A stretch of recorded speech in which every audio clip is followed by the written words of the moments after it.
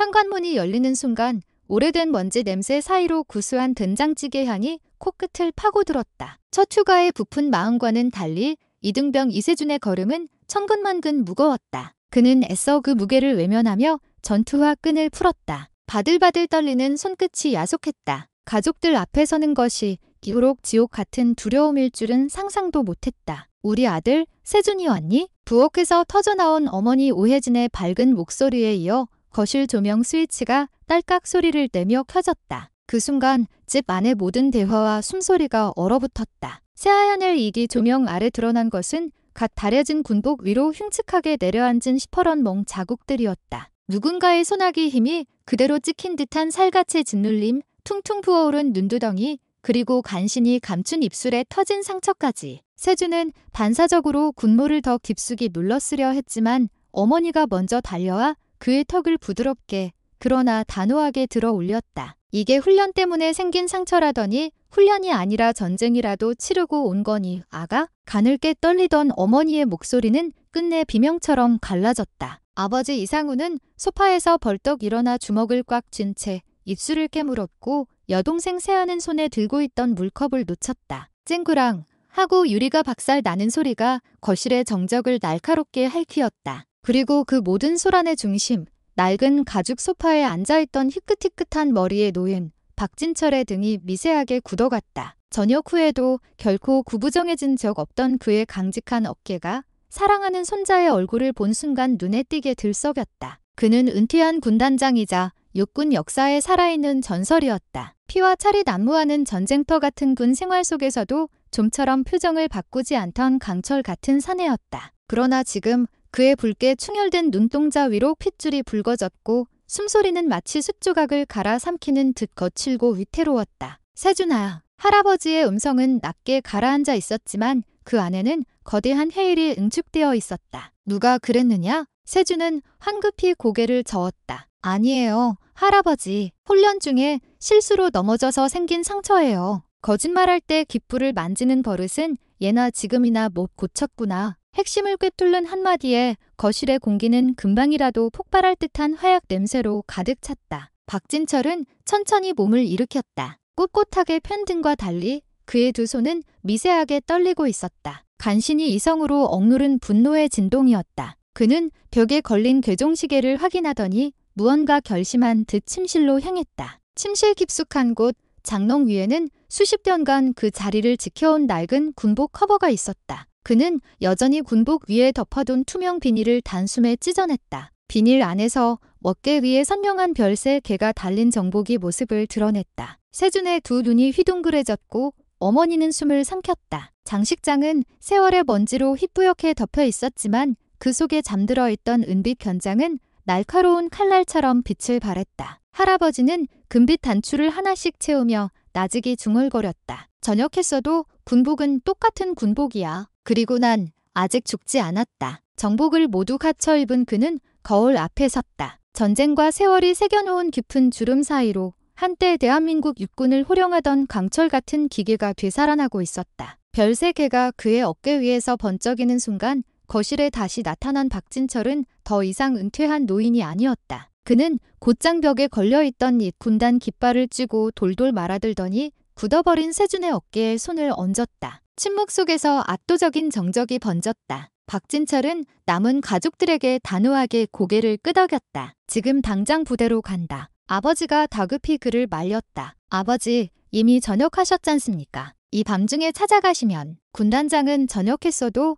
정의감은 아직 현역이다. 할아버지는 주머니에서 낡은 폴더폰을 꺼내더니 익숙하게 단축 번호를 눌렀다. 그리고는 마치 군사 작전을 지시하듯 낮고 선명한 음성으로 말했다. 나 박진철이다. 지금 바로 차량 준비해라. 목적지는 강원도 화천 7사단. 스피커 너머에서 군기가 바짝 선 알겠습니다 하는 답이 터져나왔다. 그는 전화를 끊고 묵직한 군화를 신었다. 땅을 올릴 듯 육중한 발걸음이 현관을 향했다. 문고리가 돌아가며 거실의 공기가 한순간 싸늘하게 식었다. 세준은 주먹을 꽉 쥔 채 간신히 마른 침을 삼켰다. 할아버지의 등 뒤로 마치 번개가 내리꽂힌 듯 어두운 밤 풍경이 열렸다. 여동생 세아는 숨죽여 울었고 어머니는 세준의 손을 말없이 잡아주었다. 아버지는 주저하다가도 문턱을 넘어선 박진철의 뒷모습에 마침내 각 잡힌 경례를 올렸다. 문이 쾅 하고 닫히는 소리와 동시에 고요했던 집은 거대한 폭풍의 눈으로 변했다. 그리고 그 밤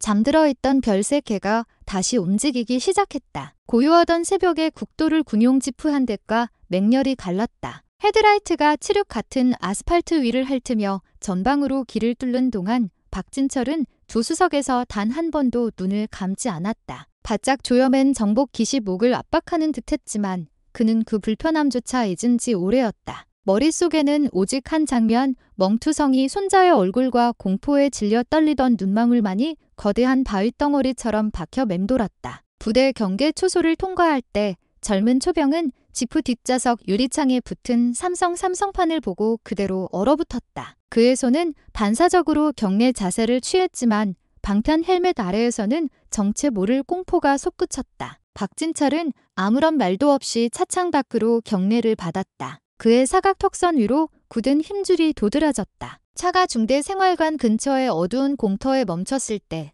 그는 문이 완전히 열리기도 전에 땅을 딛고 내렸다. 군화 바닥이 콘크리트를 울릴 때마다 차갑게 깬 새벽 공기가 새소리를 내며 떨렸다. 생활관 복도는 어둠 속에서 불안한 숨소리들을 삼키고 있었다. 야간 당직사관이 다급히 복도 불을 켜며 달려왔으나 박진철의 압도적인 기세에 감히 입을 떼지 못했다. 전역한 장군이라 해도 심야 작전 시간대에 무단으로 부대를 방문하는 것은 명백한 규정 위반이었으나 그는 이미 계급장 대신 전설이라는 이름으로 불리는 사내였다. 당직사관은 머릿속으로 군 규정을 떠올리다 이내 포기하고 그의 뒤를 따라 초긴장 상태로 걸음을 옮겼다. 문득 낡은 스피커에서 새벽을 알리는 기상나팔 소리가 둔탁하게 울려 퍼졌다. 전중대 기상 5분 내 연병장 집합 준비. 목소리는 잠에 갈라져 있었지만 억지로 짜는 군기가 서려 있었다. 그 순간 생활관의 스테인리스 문들이 마치 도미노처럼 덜컹거리며 열렸다. 눈을 비비며 뛰쳐나온 병사들은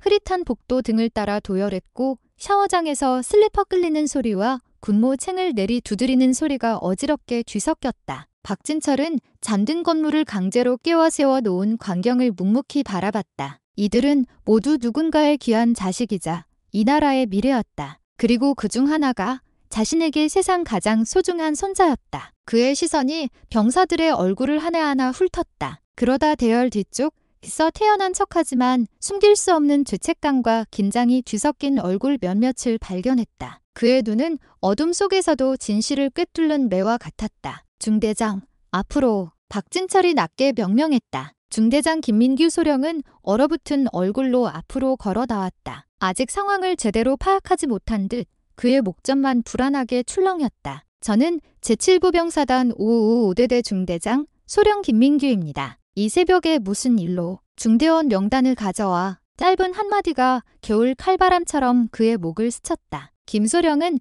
그제야 상대가 예사롭지 않은 인물이라는 것을 직감했다. 명단이 준비되는 동안 병사들의 신경은 활시위처럼 팽팽하게 당겨졌다. 먼 데서부터 부대 확성기 스피커가 끼거리며 울리더니 당직 장교에게 다급한 전화를 받은 대대장이 숨을 헐떡이며 달려오고 있었다. 그제야 김민규 소령의 눈에 박진철의 어깨에 달린 견장이 제대로 들어왔다. 별 3개. 숨이 턱 막혔다. 저녁 증명서 윙크는 말랐을지언정 새벽 안개 속 지휘통제실에 아직 전해지지 않은 전설의 무게는 여전했다. 김소령은 정중히 고개를 숙였다. 중장님, 이 시간에는 중대원들이 자니가 저지른 방임의 시간은 이미 충분히 지났어. 나는 내 손주 얼굴만큼 선명한 증거를 보고 왔다. 박진철의 음성은 낮았지만 복도 벽면을 따라 천둥처럼 메아리 쳤다. 김소령의 눈빛이 파르르 흔들렸다. 훈련 중 발생한 사고라고 보고받았습니다. 2번 바라게 하지 마라. 박진철은 명단을 받아들고 이름 하나를 검지로 거칠게 짚었다. 강태민 상병. 이어서 또 하나의 이름을 짚었다. 윤지훈 상병. 종이에 새겨진 잉크보다 더 짙은 증오가 그의 손끝으로 번져나가는 듯했다. 그는 고개를 돌려 병사들을 바라봤다. 강태민. 굳은 표정이 대할 끝에서 경직되었다. 넓은 어깨와 다부진 주먹. 자신이 이 부대의 왕이라는 환상 속에 살아온 상병이었다. 그러나 자신을 불러 세우는 서슬퍼런 목소리 앞에서 그 위세는 유리잔처럼 산산조각 났다. 앞으로. 강태민은 입술이 파르르 떨리며 마지못해 걸어 나왔다. 그는 방금 전까지 자신을 향하던 두려움 가득한 시선들이 지금은 어떤 의미로 변했는지를 깨닫고 있었다. 뒤이어 윤지훈도 불려나왔다. 둘은 나란히 서서 낡은 정복의 별빛 아래 속절없이 움츠러들었다. 순간 대열 속에서 낮게 읊조리는 소리가 번졌다. 누군가의 드디어라는 한숨 섞인 단어였다. 박진철은 의미 없이 입꼬리를 올렸다. 두 사람 팔 걷어. 까칠한 명령이었다. 그들이 마지못해 군복 소매를 걷자 팔뚝에는 야구방망이 자국 같은 푸르죽죽한 멍 자국들이 선명했다. 그것은 다른 병사들에게 가한 폭력의 흔적이자 그들 역시 선임에게 당했던 억눌린 분노의 흔적이었다. 가해자이자 동시에 피해자가 되는 이 지독한 폭력의 대물림 구조가 적나라하게 노출된 순간이었다. 전후의 훈장이냐? 박진철은 눈썹 하나 까딱하지 않았다. 내 손으로 만든 멍보다 더 깊고 선명한 흔적이 오늘 너희들 머릿속에 새겨질 것이다. 바로 그 순간 사단장 전용 차량이 군청색 경광등을 번쩍이며 생활관 앞에 멈춰섰다. 다급히 열린 문에서 별 2개가 새겨진 장군모가 새벽 여명 속의 모습을 드러냈다. 사단장 오성진 소장이었다. 그는 계단을 단숨에 뛰어 올라오며 거수경례를 붙였다. 선배님, 무슨 일이신지 말씀만 하시지 그러셨습니까? 그의 숨소리에는 다급함이 묻어났다. 하지만 그 속에는 자신과 자신의 부하들에게 떨어질 거대한 폭격을 예감한 두려움이 함께 서려 있었다. 박진철은 천천히 그를 돌아보았다. 후배, 이건 자네 중대에서 생긴 일이 아니야. 그는 잠시 숨을 골랐다. 오늘부로 이 일은 내 사단의 수치가 된다. 말이 끝나자마자 벽식에 초침이 틱 소리를 내며 새벽 4시 15분을 가리켰다. 그것은 이 부대에 만연했던 부조리의 수명이 끝났음을 알리는 장례식의 종소리 같았다. 박진철은 마치 전투 준비를 하는 지휘관처럼 깊게 숨을 들이켰다. 지금부터는 내가 묻는다. 누가, 언제, 어디서, 왜 그랬는지 전부 말하게 할 것이다. 거짓은 그 자리에서 꺾일 것이고 진실은 누군가의 인생을 송두리째 집어삼킬 게다. 조용했던 복도는 오래전 휴전선 너머로 포성이 울리던 날처럼 찢어질 듯 팽팽해졌다. 병사들은 이번에야말로 진짜 전쟁이 시작되었다는 사실을 깨달았다. 건물 어디선가 낡은 형광등이 깜빡이며 꺼졌고 계단 아래에서는 누군가 삼켜버린 울음이 기어이 터져나왔다. 새벽 공기 속으로 별 3개와 별 2개가 마주선 순간 7사단 내부의 깊은 암흑은 거대한 서치라이트에 노출된 것처럼 벌거벗고 말았다. 그리고 바로 그 자리, 박진철은 손자의 얼굴에 새겨진 멍 자국보다 더 깊고 지독한 형벌을 만들 결심을 굳혔다. 새벽 공기는 터질 듯한 적막으로 가득했다. 복도 바닥에 희미하게 번져있던 형광등 빛이 흔들리더니 각 생활관 앞에 서선 병사들의 군화 소리가 쿵쿵 메아리쳤다. 사단장 오성진은 당직사관의 무전기를 빼앗아 들고 대대장, 헌병대장, 의무대장을 동시에 호출했다. 여러 채널에서 응답음이 겹쳐 올리는 사이 박진철은 대열 정면에 섰다. 별 2개의 현역 사단장조차 함부로 끼어들 수 없는 서슬퍼런 기세였다. 강태민, 윤지훈, 너희가 사람이라면 내 손주에게 휘두른 주먹이 얼마나 무거웠는지 정확히 말해봐라. 강태민은 마른 침을 꿀꺽 삼키며 고개를 숙였다. 그냥 장난이었습니다. 장군님, 장난. 박진철이 한 걸음 다가서자 상병의 어깨가 움찔했다. 그 장난으로 사람 얼굴뼈에 금이 갔다. 병원 기록에도 똑똑히 남아있겠지. 뒤늦게 달려온 의무장은 이세준 이병의 의료 기록을 출력해와 박진철에게 건넸다. 엑스레이 사진에는 미세 골절과 심각한 타박상 소견이 적나라했다. 그는 서류를 높이 들어 병사들에게 펼쳐 보였다. 여기 적힌 게 장난의 결과냐? 뼈가 웃고 있더냐? 순간 대열 뒤편에서 억눌린 울음이 새어나왔다. 박진철이 숙이고 있던 고개들을 하나하나 훑자 파도처럼 떨림이 번졌다. 이윽고 다른 일병 하나가 떨리는 손을 들었다. 저 신고를 하려 했지만 중대장님께서 그냥 참고 지나가라고 하셨습니다. 대대장이 헐레벌떡 계단을 올라오다 그 말에 그대로 굳어섰다. 중대장 김민규 소령은 얼굴이 백지장처럼 하얗게 질렸다. 그건 방임이 아니라 직무유기 아닌가. 박진철의 목소리가 칼날처럼 공간을 갈랐다. 보고를 막은 이유를 정확히 기록해라. 자네도 책임에서 자유롭지 못하다. 그때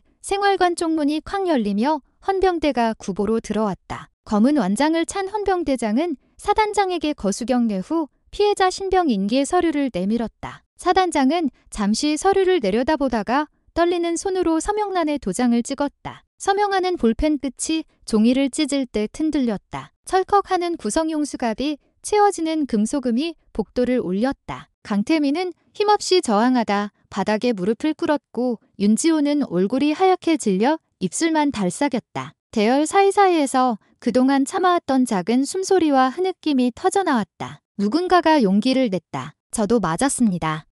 저도입니다. 마치 고장난 댐이 터지듯 다른 피해 병사들의 진술이 폭포수처럼 쏟아졌다. 손등에 남은 화상 자국, 갈비뼈의 미세 골절, 영내 PX에서 상납해야 했던 급여. 박진철은 비서처럼 따라붙은 부관에게 하나하나 적어 내려가게 하며 이름 옆에 빨간 동그라미를 치고 또 쳤다. 그 붉은 표식은 더 이상 숨길 수 없는 상처들의 좌표였다. 무전기 너머로는 사단 법무실이 비상대기령을 발령했다는 통보가 들려왔다. 동시에 강태민의 아버지, 작전참모부장 강동혁 소장에게 상황 보고가 전해졌다. 전화를 받은 사단장은 표정을 읽을 수 없을 만큼 굳어졌다. 그러나 전화기 너머에서 고압적인 목소리가 이어지기도 전에 박진철이 수화기를 빼앗아 들었다. 강 소장, 내가 누군지 기억하나? 한순간 정적이 흘렀다. 선배님, 자네 아들이 한 짓이다. 감싸려 들면 난 자네 별부터 뗄 생각이다. 또 그 전화가 끊기며 사단장의 숨소리가 크게 흔들렸다. 그는 고개를 숙여 더 이상 항변하지 못했다. 새벽 5시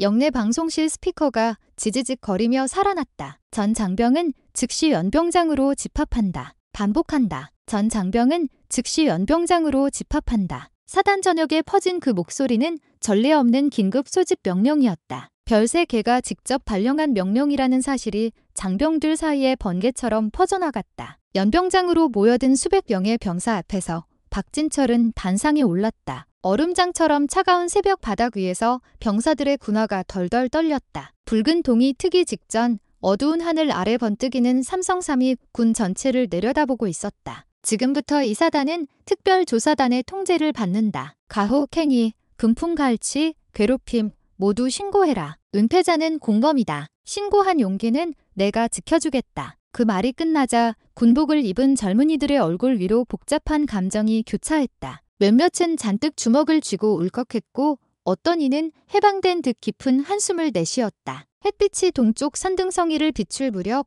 헌병대 호송 차량 내 대가 강태민과 윤지훈 그리고 가담자 6명을 태우고 연병장을 빠져나갔다. 각 차량의 철창이 덜컹거릴 때마다 대열 뒤편에서 억눌렀던 환호성이 터져나왔다. 사단장 오성진은 고개를 떨군 채 단상 아래에서 거수경례를 다시 올렸다. 선배님, 사단 전체를 대표해 사죄드립니다. 박진철은 짧게 눈을 감았다 뜨며 대답했다. 사죄는 내가 아니라 썩어빠진 시스템이 해야 한다. 오늘부터 제대로 해라. 붉은 태양이 막 떠오르고 있었다. 별 3개와 별 2개가 빛을 잃은 하늘 아래 연병장 한가운데엔 낡은 군기가 위태롭게 흔들렸다. 그 바람을 가르며 박진철은 천천히 단상을 내려왔다. 그의 발걸음 뒤로 병사들의 긴장된 침묵이 서서히 결의로 변해가고 있었다. 어쩌면 이 순간이야말로 이 부대가 처음으로 아군을 믿게 되는 새벽이었다. 해가 머리 위로 완전히 떠오르자 연병장의 흙바닥은 금빛으로 번들거렸다. 긴급 소집이 끝난 뒤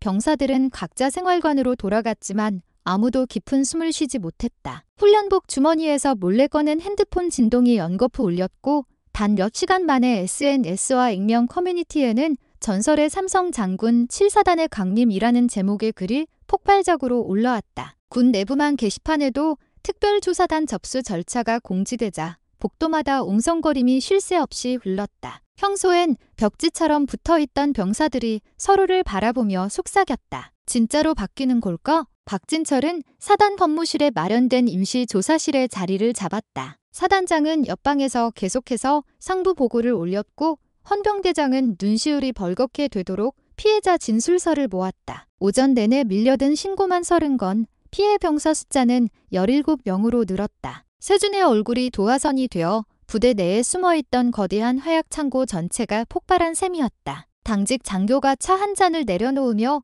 조심스레 물었다. 장군님, 점심 드셔야 합니다. 박진철은 찻잔을 비춰 잡지도 못하고 서류를 넘겼다. 팔뚝의 찬식에는 이미 12시를 넘어가고 있었다. 먹을 시간에 기록 한 줄이라도 더 해라. 그 말에 장교는 몸을 깊이 숙이고 물러났다. 그 순간 조사실 문이 거칠게 열리더니 수염을 깔끔하게 민 중년 남자가 서류 가방을 들고 들어섰다. 짙은 제복 위로 빛나는 은색 독수리 준장이었다. 국군 수사단에서 파견된 단장이 직접 온 것이다. 그는 각 잡힌 경례를 올린 뒤 곧장 명패도 없는 임시 책상에 서서 보고서를 펼쳤다. 중장님, 혐의가 가혹 행위와 공갈, 공상 은폐 시도까지 복잡하게 얽혀 있습니다. 현역 장성의 직계 가족이 피의자인 사건이라. 알고 있다. 박진철은 단호했다. 그래서 지금 자네를 부른 거다. 준장은 깊은 한숨과 함께 서류를 넘겼다. 피해자 증언이 너무 많습니다. 중대장, 대대장,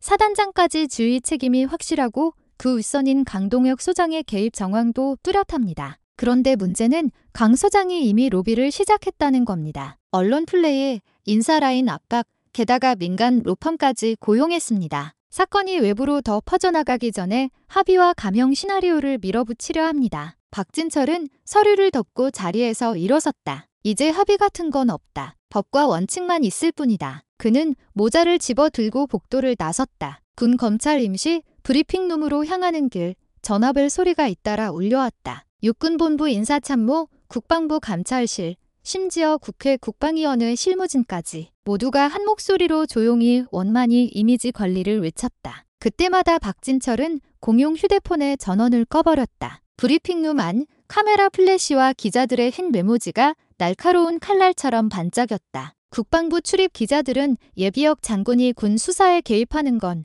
월권이 아니냐, 별들의 사적 보복이 아니냐는 도발적인 질문을 던졌다. 박진철은 정복 자락을 당겨 정돈한 뒤 간결하게 선언했다. 사적 보복이 아니다. 내가 군단장 정복을 다시 꺼내든 이유는 단 하나. 책임의 무게를 잊지 않기 위해서다. 내 어깨의 별세개는 이 부대에서 피땀 흘린 병사들의 눈물로 얻은 것이다. 오늘 나는 그 눈물을 지키러 왔다. 플래시가 쉴 새 없이 터졌다. 그의 한마디는 국방부의 어떤 브리핑 자료보다 더 큰 힘을 가졌다. 기자석 밴디, 실무 복장을 한 빈간 로펌 변호사가 무표정으로 팔짱을 끼고 서 있었다. 그의 휴대폰 화면엔 강 소장님, 원론전 실패라는 문자가 떠올랐다. 오후 3시 군검찰 수사본부에서는 영장 심사를 앞두고 피의자 명단이 최종 확정됐다. 강태민과 윤지훈 상병, 가담자 6명, 방임 혐의의 중소대장, 묵살 혐의의 대대장, 그리고 직권남용 혐의로 강동혁 소장까지 피해자 23명에 피의자 12명, 사단 역사상 최대 규모의 내부 수사였다. 그러나 저녁 무렵 예상치 못한 반격이 시작됐다. 국방부 고위 관계자 명의의 공문이 7사단으로 팩스 전송되었다. 내용은 수사권 조정이라는 명목 아래 일부 사건을 헌병대가 아닌 검찰단 본청으로 이관하라는 것이었다. 표면적으로는 절차상의 조치 같았지만 사실상 시간 끌기이자 사건 축소를 위한 수작이었다. 수사본부 복도에선 긴장한 장교들이 복사된 공문을 돌려보며 수군거렸다. 위에서 사건 빼돌리려는 거 아니야? 박진철은 곧장 준장을 불러 세웠다. 저들이 시간을 끌도록 두면 증거는 사라지고 피해자들은 다시 침묵하게 된다. 준장은 망설였다. 중장님, 이건 군 검찰을 넘어 정치 문제입니다. 예비역께서 계속 전면에 서시면 역풍이. 그래서 내가 필요한 거다. 박진철은 준장의 어깨를 두드렸다. 현역인 수사단장이 직접 법 절차를 밀어붙여라. 나는 뒤에서 군단장 시절 인맥을 총동원해 언론과 국회, 보훈단체를 설득하겠다. 둘 중 누가 먼저 쓰러지나 한번 해보자. 그날 밤 육군본부 저녁 상황회의는 전례 없는 전쟁터가 되었다. 강동혁 소장은 영상회의 화면 너머 부하 장군들을 향해 언성을 높였다. 겨우 고참 하나가 후임 구타한 일이다. 전쟁 중 사고 같은 걸로 내 명예까지 짓밟겠다는 거냐. 그의 주먹이 책상을 내리치자 와이드 모니터가 삐걱거렸다. 이에 맞선 것은 국군 수사단장, 그리고 군기본법을 굳게 들고 선 법무실장이었다. 소장님, 아드님은 후임을 중상 입히고도 의무 기록을 삭제하라고 지시했습니다. 군형법상 중간금, 상해, 직권남용까지 죄질이 매우 무겁습니다. 열댓 장짜리 증거 열람 파일이 실시간으로 공유되자 회의실에 무거운 침묵이 흘렀다. 다음 날 새벽 조간신문 일면은 모두 같은 제목이었다. 삼성 장군 손자 폭행 사건, 군 권력형 가혹 행위 전모 드러나 이유 없다. 작전참모 소장까지 조사 착수. 세준이 치료차 방문한 국군수도병원 로비트비에서도 같은 뉴스가 흘러나왔다. 붕대를 감고 있던 동기 병사들은 고개를 번갈아 돌려 그를 바라봤다. 눈이 마주친 세준은 아무 말 없이 고개를 숙였다. 그러나 가슴 밑바닥에서 뜨거운 무언가가 점점 커지고 있었다. 그동안 숨죽여야 했던 부당함이 이제 세상에 드러나고 있었다. 오전 10시 영장실질 심사장 앞복부 강태민은 수갑에 연결된 체인을 질질 끌며 나타났다. 언론 카메라 셔터음이 폭발했고 그 뒤에서는 억눌린 환호 같기도 묘한 안도 같기도 한 군인들의 숨소리가 일렁였다. 강태민의 시선은 멀찍이 서 있는 아버지 강동혁을 애써 찾았지만 소장은 이미 기자들과 맞서느라 정신이 팔려 있었다. 그 찰나 아들은 처음으로 깨달았다. 자신이 철석같이 믿었던 권력은 위기의 순간 자기 뒤통수를 가장 먼저 돌려세울 존재라는 것을. 한편 세준의 중대생활관에서는 새 침상 배치가 이루어졌다. 중대장은 직이 해제되어 떠났고 대대장도 되기 발령을 받았다. 대체로 파견 온 신임 소령은 첫 첨호에서 조용히 선언했다. 군인이 군인을 때리는 일은 우리 스스로를 향해 총을 쏘는 짓이다. 병사들은 전처럼 눈을 깔지 않았다. 대신 어디선가 조용한 박수가 일어났고 그 박수는 점점 복도를 따라 퍼져나갔다. 그리고 같은 시각 국회 국방위원회 회의실에서는 박진철이 참고인 자격으로 증언대에 섰다. 은퇴 예우까지 포기하고 단상 위에 오른 그는 크고 단호한 목소리로 말했다. 군은 계급이 아니라 사명으로 움직여야 합니다. 별 3개도 별 2개도 이등병 한 명의 안전을 위해 존재해야 합니다. 오늘 이 자리가 다시는 우리 군이 병사의 피를 비용으로 계산하지 않는 출발점이 되기를 바랍니다. 마이크 끝에서 올린 음성은 기자들의 노트북 자판 소리와 뒤섞여 장내를 메웠다. 그는 방청석 맨 뒤에 앉은 누군가를 향해 고개를 끄덕였다. 그곳엔 붕대를 풀고 흉터가 아직 선명하게 남아있는 손주 세준이 하사로 진급한 새 계급장을 달고 서 있었다. 박진철의 눈빛은 차분했지만 그 안에는 수십 변 전장에서도 꺼지지 않았던 불꽃이 다시 살아나 있었다. 국회의사당 기둥 사이로 낮은 여름 햇살이 비집고 들어왔고 그 빛은 노장의 정복 현장을 또 한 번 금빛으로 물들였다. 별은 예전보다 조금 빛이 바랬지만 그 빛은 오히려 더 뜨거웠다. 군 검찰이 압수수색한 7사단 지휘통제실의 서버룸은 금속 선반마다 빨갛게 붙은 증거 봉인 스티커가 바람결에 파닥였다. 작전참모부장 강동혁 소장의 사무실도 예외는 아니었다. 새벽 3시 군사경찰이 들이닥치는 소리에 비서 장교들은 서류를 파쇄기에 쓸어 넣으려 했지만 파쇄기 모터가 과열되어 멎는 순간 이미 개임은 끝났다. 바코드가 찍힌 보관 상자마다 직권 남용, 증거인멸 혐의가 큼직하게 적혔다. 램프가 깜빡이는 서버 앞에서 박진철은 묵묵히 예쓰기, 복제 과정을 지켜보았다. 이른이 넘은 그의 눈가에는 피곤의 핏줄이 얇게 드리웠지만 단 한 번도 초점을 흐린 적이 없었다. 같은 시각 서울 남부 군사법원에는 긴급히 편성된 합동 재판부 배석 판사들이 밤을 새워 기록을 읽고 있었다. 피의자만 12명, 공소장만 3건에 달했다. 군사법정 출입문 앞 복도에서는 각 언론사 마이크에 붙은 로고 스티커가 네온사인처럼 빛났다. 별의 아들 폭행 사건이라는 자극적인 헤드라인으로 조회수를 노리던 때는 이미 지난 뒤였다. 이제 이 사건은 군 인권과 기득권 카르텔, 그리고 제도 개혁이라는 세 갈래 폭풍의 눈 한가운데로 진입한 상태였다. 재판 전 구속적 부심을 막아 달라는 변호인단의 마지막 카드가 기각된 직후 강태민은 구치소 독방에 누운 채 벽에 머리를 3번 박았다. 아버지가 날 버렸어. 찢어진 이마에서 피가 흘렀다. 간수는 면회실에서 온 전화를 받고 삐걱 소리를 내며 철문을 열었다. 수학이 넘어 작전참모부장 강동혁 소장은 이전과 전혀 다른 톤으로 말했다. 아들아, 나는 더 이상 널 구해줄 수 없다. 부디 진심으로 사과해라. 통화가 끊긴 자리에서 강태민은 소리도 없이 울었다. 권력의 의자에 앉아있을 때에는 결코 들리지 않던 절망의 진공음이 독방 천장에 맴돌았다. 세준은 국군수도병원 심리재활실에서 트라우마 상담을 받으면서도 매일 재판 기록을 확인했다. 진급한 하사 계급장이 군복 위에 아직 어색했지만 그는 더는 고개를 숙이지 않았다. 상담사가 원망이 사라졌나요?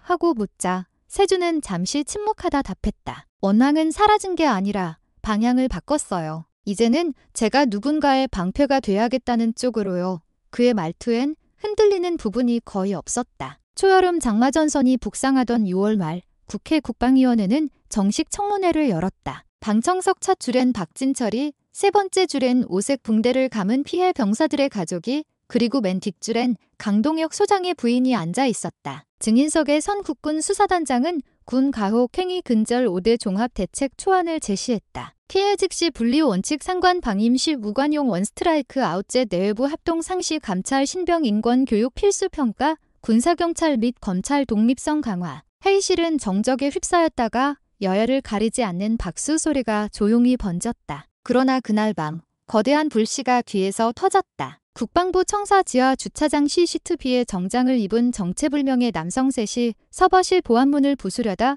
실패하고 달아나는 모습이 찍힌 것이다. 그중 한 명이 강동혁 소장의 옛 수행 비서라는 사실이 확인되면서 사건은 개인적 일탈 혹은 예외적 가혹 행위라는 프레임을 완전히 박살냈다. 군 내부 비리, 조직적 은폐, 권력형 2차 피해. 신문은 잉크가 마르기도 전에 새로운 제목을 뽑았다. 흔들리는 동맥, 누가 자르는가? 청문회 이틀 뒤 드디어 첫 정식 군사 재판이 열렸다. 법정 바닥은 군화와 구두가 뒤섞여 쇠소리를 냈다. 방청석 맨 뒤에 서 있던 세준은 강태민이 피구석에서 고개를 숙인 채 오열하는 모습을 바라봤다. 판사의 질문이 날카롭게 꽂혔다. 피고는 피해자의 얼굴을 주먹으로 가격해 광대뼈 미세 골절을 유발했습니다. 인정합니까? 네, 인정합니다. 재판정 스피커는 한때 부대의 왕이었던 상병의 떨리는 목소리를 그대로 흘려보냈다. 그 뒤 윤지훈이 떨리는 목소리로 제가 시켰습니다라고 자백하자 자중은 술렁였지만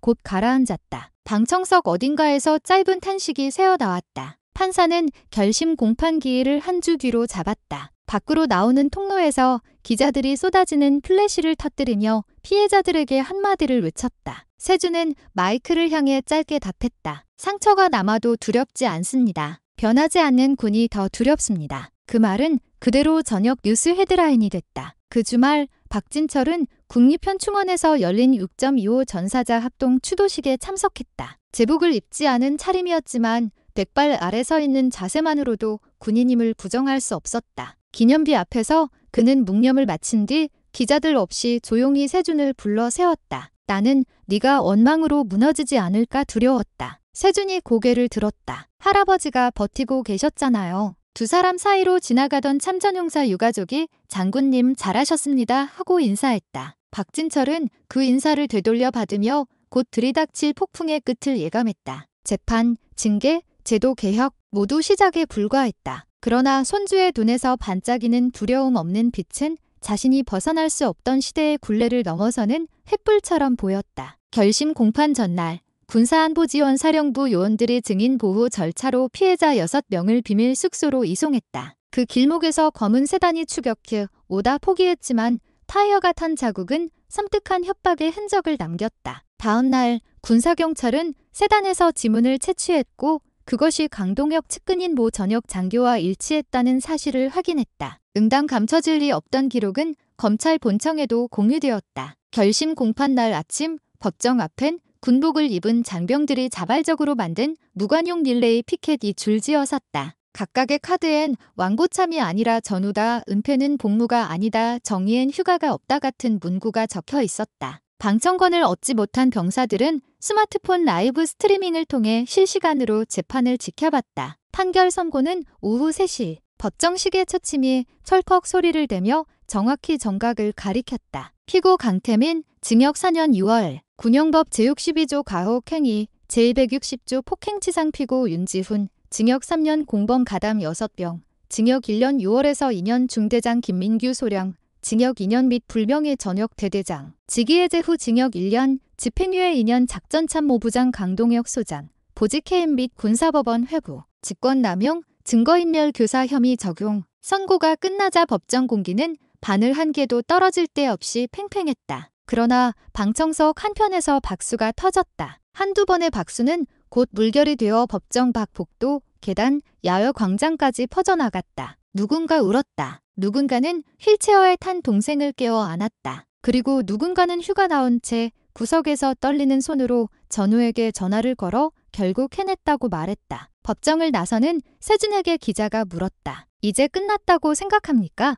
세준은 잠시 고개를 떨군 뒤 천천히 고개를 저었다. 아니요. 지금부터 시작이라고 생각합니다. 그 대답 뒤로 박진철이 느릿이 걸음을 옮겨 손주의 어깨를 감쌌다. 타오르는 오후 햇빛 속에서 두 사람의 그림자가 길게 겹쳐졌다. 그 그림자는 장군의 삼성삼과 이제 막 빛나기 시작한 하사의 계급장을 이어주듯 묵직하고도 단단했다. 그리고 먼 하늘 위 검은 구름이 흩어지며 늦어름의 푸른 틈이 번져나갔다. 군복의 단추 하나가 바람에 반짝였다. 오늘의 선고는 과거를 매장하는 비석이 아니라 새로운 도화선이 될 터였다. 박진철과 세준은 말없이 고개를 들어 그 하늘을 바라봤다. 푸른 틈 사이로 무언가 투명하지만 분명한 약속이 흘러가고 있었다. 재판이 끝난 뒤에도 부대 내부의 공기는 아직 숯불처럼 이글거렸다. 선고가 내려진 다음 날 군사법원 담벼락에는 분노와 희망이 뒤엉킨 낙서가 밤새 새겨졌다. 진짜 전우를 지키자 침묵은 공범이다. 새벽 순찰조가 페인트를 들고 지우려 했지만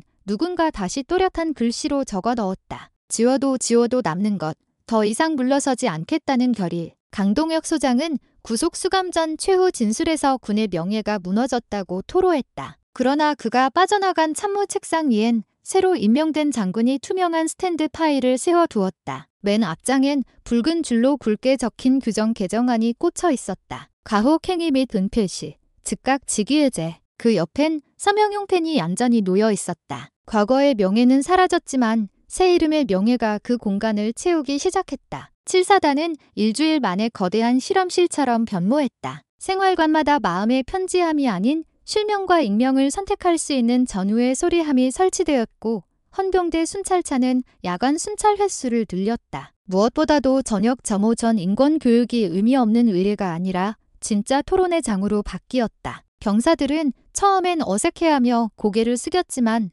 점차 자신이 당한 일과 목격한 일을 말하기 시작했다. 말이 꼬이고 손이 떨리는 순간에도 누군가 뒤에서 등을 토닥여 주었다. 군에서의 용기가 더 이상 폭력을 견디는 능력이 아니란 걸 그들은 서서히 배워가고 있었다. 그러나 반격도 거셌다. 보직해 힘든 일부 장교들은 익명 커뮤니티를 이용해 민간 논리로 군 기강을 무너뜨리고 있다는 글을 퍼뜨렸다. 삼성 장군조차 정치에 이용당했다는 음모론까지 뒤섞였다. 그 글들은 순식간에 댓글 수백 개를 달아 마치 다시 과거로 되돌릴 수 있다는 착시를 불러일으켰다. 특히 외곽 부대 몇 곳에선 신고한 병사들을 부대 망신시킨 놈이라며 은근히 따돌리는 사례가 드러났다. 세준은 휴가 복귀 뒤 첫 주말 부대의 임시 카페테리아 공간에서 피해 병사 간담회를 열었다. 그는 마이크 앞에서 목을 잠시 가다듬은 뒤 담담히 입을 열었다. 제가 겪은 일은 운이 나빠서가 아니라 제도가 허술해서 가능했습니다. 오늘 우리가 증언을 멈추면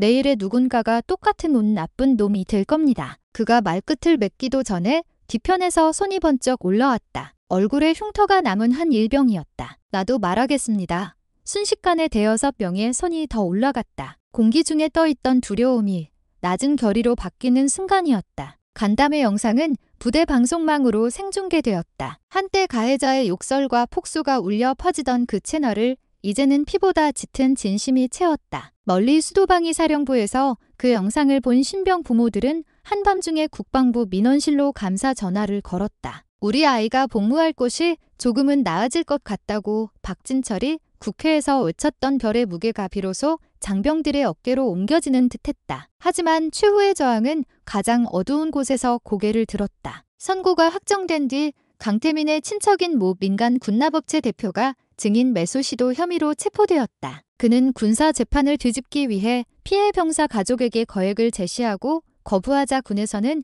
영원히 매장될 것이라 협박했다. 검찰이 압수한 휴대폰에서 그가 속한 단체 대화방이 드러났고 거기엔 삼성 할배 하나쯤 여론으로 묻으면 된다는 조롱 섞인 메시지도 기록되어 있었다. 그 소식이 알려진 밤, 박진철은 집 서재에 앉아 오래된 전시 훈장 케이스를 꺼냈다. 붉은 벨벳 안에 잠든 메달 중 하나, 전투 공로 훈장을 손끝으로 쓸어내리며 그는 처음으로 깊은 한숨을 내쉬었다. 전쟁보다 긴 싸움일지도 모른다는 깨달음이 가슴을 짓눌렀다. 그때 현관 초인종이 울렸다. 문을 열자 사단에서 막 돌아온 세준이 서 있었다. 얼굴 곳곳에 새로 돋은 살결이 조금 붉게 상기되어 있었다. 할아버지, 부탁이 있어요. 말해봐라. 이번 달 부대 정기 브리핑에 할아버지도 함께 와주세요. 군의회 대표단이 온다는데 우리 병사들 목소리를 들어야 할 사람들에게 할아버지의 존재가 큰 힘이 될 겁니다. 박진철은 눈을 가늘게 뜨고 손주의 어깨를 바라보다 고개를 끄덕였다. 별은 정복 안에 두겠다. 거추장스러우니 세준이 웃었다. 그 별이 아니라 할아버지의 이야기면 충분합니다. 며칠 뒤 7사단 강당 단상 위에 헤드셋을 낀 박진철이 섰다. 뒤편 스크린엔 우리의 용기는 계속된다는 문구가 떠 있었다. 그는 장군이던 시절의 힘찬 목소리가 아니라 오히려 낮고 담백한 어조로 말했다. 군이 편한다는 건 병사의 하루가 바뀐다는 뜻입니다. 그 하루를 바꿀 권한은 별세 개가 아닌 서로를 지켜보는 눈빛과 귀에 있습니다. 강당을 가득 메운 젊은 군복들이 숨을 삼켰다. 발언이 끝나자 의회 대표단 노트북 화면 위에 팝업이 떴다. 가혹 행위 실태 추가, 제보 12건 접수. 그중 절반은 새로 배치된 전우의 소리 함을 통해 들어온 것이었다. 강당을 나서는 복도에서 세준이 할아버지에게 물었다. 오늘 우리 군을 조금은 움직였을까요? 박진철은 잠시 생각하다 대답했다. 바위는 한 번에 깨지지 않는다. 그러나 균열은 이미 시작됐다. 내가 맨주먹으로 내려친 곳에 이제 너희가 두 손을 보태라. 두 사람은 서로를 바라보며 웃었다. 서쪽 구름이 거친 오후 하늘이 강당 유리창을 통해 쏟아져 들어왔다. 계단 아래 병사들이 모여 셀카를 찍고 있었다. 그들 뒤로 신고 보장 포스터가 바람에 펄럭였고 붉은 글자 두려움보다 정의가 빛을 받았다. 바위에 스며드는 물방울 같던 작은 변화를 누군가는 비웃을지도 모른다. 그러나 그 바위가 언젠가 거대한 홍수 앞에서 무너지듯 군이라는 거대한 기관도 조금씩 갈라지기 시작했다. 그 틈새로 들어온 것은 분노로 빚은 결의보다 더 단단한 연대였다. 여름 끝자락의 밤 공기가 부대 연병장을 비단처럼 덮자 야간 훈련을 마친 병사들이 땀 섞인 숨을 토해냈다. 한때 공포와 침묵이 지배하던 이 땅 위에선 이제 서로의 이름을 부르는 목소리가 먼저 울렸다. 고생했다. 전우와의 짧지만 선명한 그 호칭이 어두운 하늘을 밀어 올렸다. 소등 시간이 지나도 생활관 복도엔 은은한 불빛이 남아있었다. 새로 설치된 전우 지원센터 문 앞, 세준은 오랜 망설임 끝에 손잡이를 돌렸다. 벽 한쪽엔 24시간 운영이라는 팻말이 반짝였고 책상 위엔 조용히 켜진 전화를 지키는 후임 병사가 있었다. 그 후임은 세준을 보더니 작은 목소리로 보고했다. 방금 또 상당 이야기 들어왔습니다, 하사님. 세준은 고개를 끄덕이며 신청서를 살폈다. 서툰 글씨로 적힌 새벽만 되면 아직도 악몽을 꿔요라는 문장이 목덜미를 툭 쳤다. 그는 볼펜으로 내일 10시 개별 상담이라고 기입했다. 작은 약속이지만 누군가의 밤을 지켜줄 든든한 안전망이었다. 같은 시간 사단장실엔 임시 보직된 신임 사단장 손미진 소장이 야식용 캔커피를 홀짝이며 보고서를 검토하고 있었다. 그녀는 6450기 출신으로 군대 린치 제로 린치 제로 프로그램을 설계한 인물로 유명했다. 데스크 램프 조명이 서류를 비추자 붉은 도장이 찍힌 인사 명령서가 드러났다. 강태민, 윤지훈, 불명예 전역 집행 완료. 손 소장은 숨을 고르고 서명했다. 잉크가 마르기도 전에 그녀는 전화를 들어 후속 교육 계획을 각 대대장에게 일괄 지시했다. 징계는 끝이 아닙니다. 이제부턴 일상의 문화가 바뀌는지 확인하십시오. 수화기 너머로 알겠습니다. 하는 대답이 도미노처럼 이어졌다. 새벽 3시 산업도로 위를 질주하는 1톤 트럭 안에서 헌병대원들이 교대 근무 중 졸음을 씻어냈다. 적재함엔 군납 뇌물 수수 혐의로 체포된 군납업체 대표와 공범 2명이 수갑에 묶인 채 앉아 있었다. 창문 밖으로 지나가는 가로등 불빛이 마치 카메라 플래시처럼 번쩍일 때마다 대표는 몸을 움찔했다. 헌병 상사는 앞 차석에서 무전을 보냈다. 중앙수사단 이송 완료까지 23분, 짧은 확인 사인이 돌아왔다. 바람 소리만이 들려오는 도로 위 누군가의 특권은 덜컹거리는 쇠고리 안에서 녹슬어 가고 있었다. 한편 서울 시내 국방컨벤션홀에서는 군 인권문화 혁신 선포식 리허설이 한창이었다. 사회자는 큐카드에 적힌 연사 순서를 확인하며 조명을 테스트했고 최종 연사로 기재된 이름 예비역 육군 중장 박진철 위엔 형광펜이 구워져 있었다. 행사 감독관이 무대를 오가며 물었다. 장군님 연설 원고 받으셨나요? 스태프가 고개를 저었다. 아직요. 직접 오셔서 말씀하신다네요.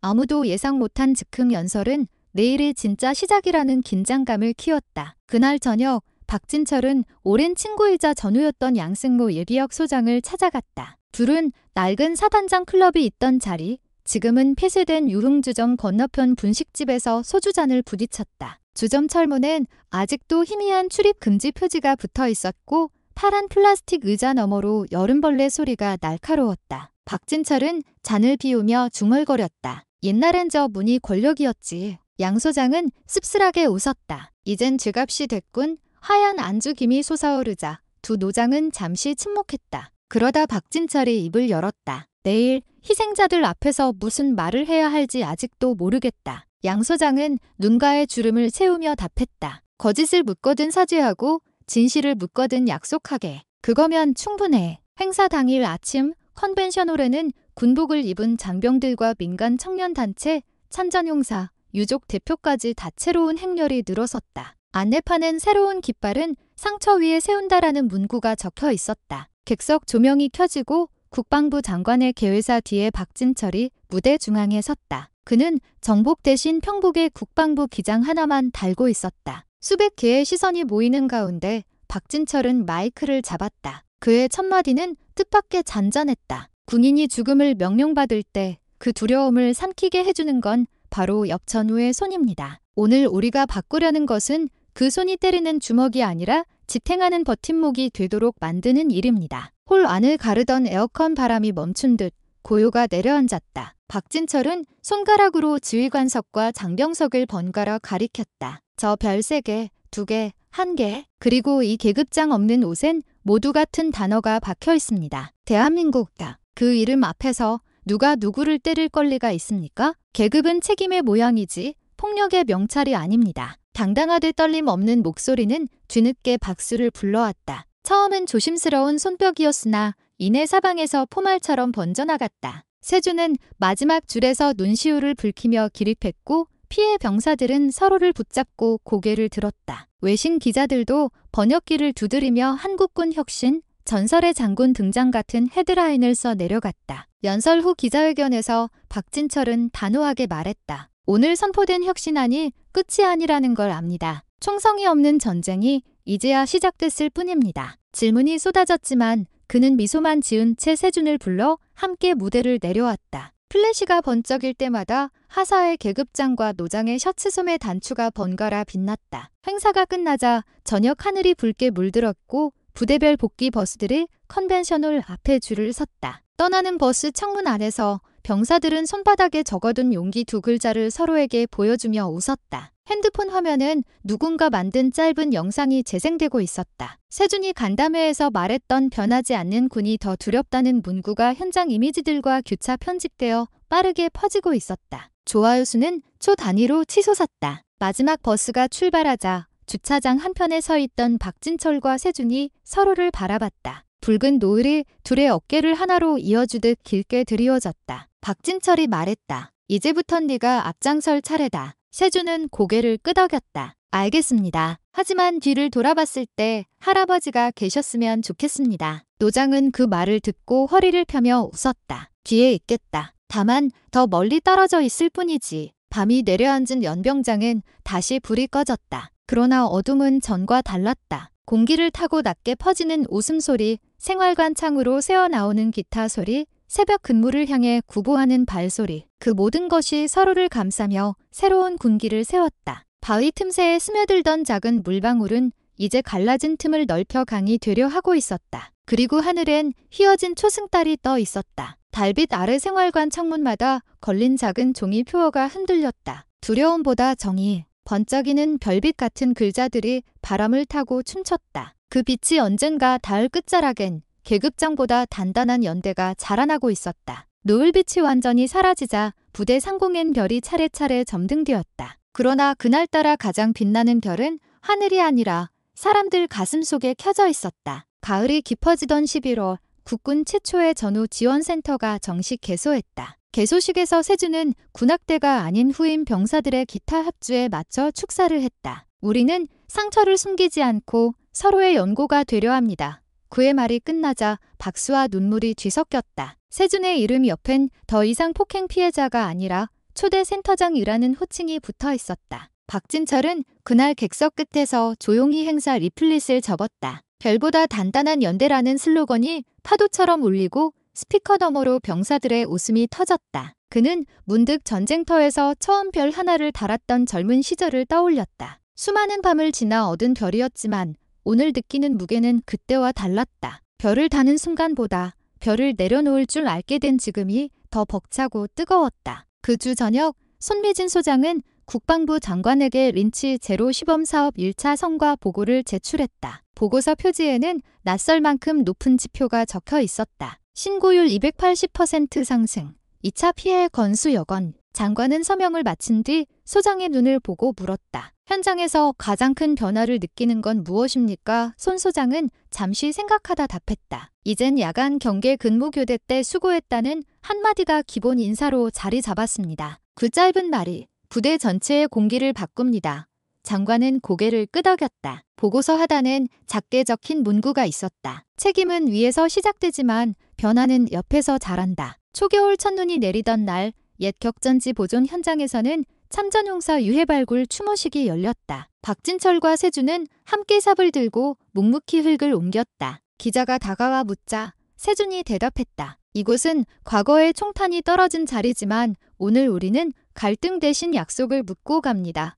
초점이 흔들린 카메라는 두 세대의 그림자를 한 프레임에 담았다. 굽은 허리와 꼿꼿한 어깨, 서로 다른 시간이 머물렀지만 같은 방향으로 기울어 있었다. 그날 밤 생활관 창문 아래 작게 눈이 쌓였다. 호인 병사 하나가 몰래 꺼낸 손난로를 세준에게 내밀었다. 하사님, 따뜻하시죠? 세준은 웃으며 손난로를 돌려주고 말했다. 다음 근무자에게도 꼭 전해줘. 작은 열기가 손에서 손으로 건네지며 군기는 규율이 아니라 배려로 다시 태어나고 있었다. 박진철은 결국 국군 혁신자문위원 위촉장을 사양했다. 내 역할은 끝났다는 짧은 편지만 남긴 채 아내와 함께 작은 시골집으로 내려갔다. 그 대신 손주에게 오래된 사관학교 시절 노트를 건네주었다. 페이지마다 적힌 전략전술 메모 사이엔 붉은 색연필로 그어놓은 단 하나의 문장이 있었다. 강한 군이 되려면 먼저 강한 사람이 되라. 강한 사람은 결코 약자를 때리지 않는다. 세준은 그 노트를 침대맡에 두고